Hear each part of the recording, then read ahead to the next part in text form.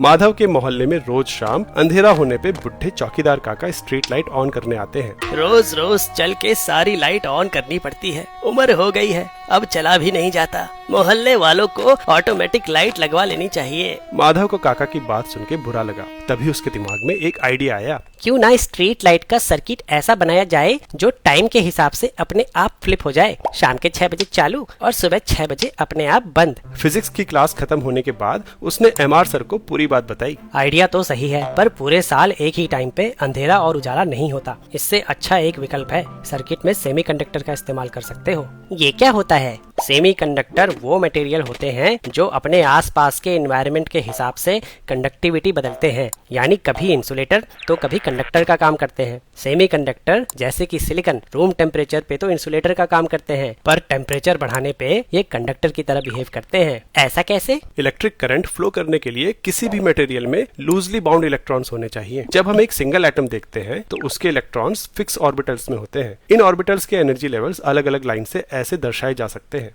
Free होने के लिए इलेक्ट्रॉन को लोअर एनर्जी लेवल से हायर एनर्जी लेवल में जाना होता है। लेकिन जब बहुत सारे एटम्स मिलकर एक मटेरियल बनाते हैं तो उनके ऑर्बिटल्स एक दूसरे के बहुत पास आ जाते हैं, जिससे हर एटम के एनर्जी लेवल्स थोड़े थोड़े शिफ्ट हो जाते हैं। जब लाखों करोड़ों एटम्स मिलते हैं तो हायर एनर्जी की लाइंस एक दूसरे से काफी दूर हो जाती हैं, जिससे कंडक्शन और वैलेंस बैंड बन जाते हैं।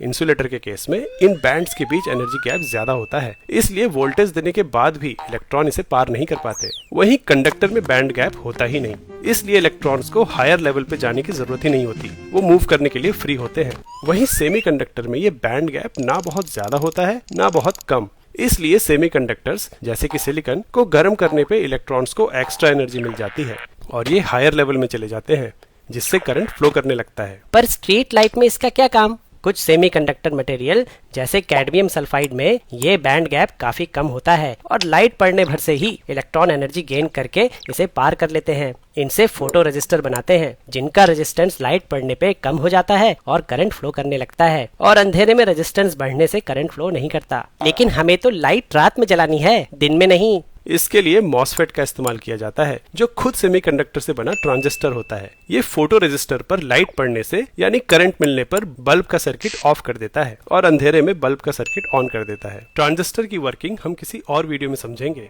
जब पीएन जंक्शन पढ़ेंगे। माधव ने फोटो रेजिस्टर और मॉसफेट लिया और काका के साथ मिलकर सोलर लाइट्स को ऑटोमेटिक बना दिया। हर मोहल्ले में तुम्हारे जैसे होनहार बच्चे होने चाहिए। अरे काका, फिजिक्स वाला के स्टूडेंट्स हर मोहल्ले में होते हैं। अगर जेईई या नीट की तैयारी कर रहे हो तो फिजिक्स वाला के बैचेस चेकआउट करो, लिंक चैनल पेज पे है और इस कूपन कोड को इस्तेमाल करोगे तो डिस्काउंट भी मिलेगा।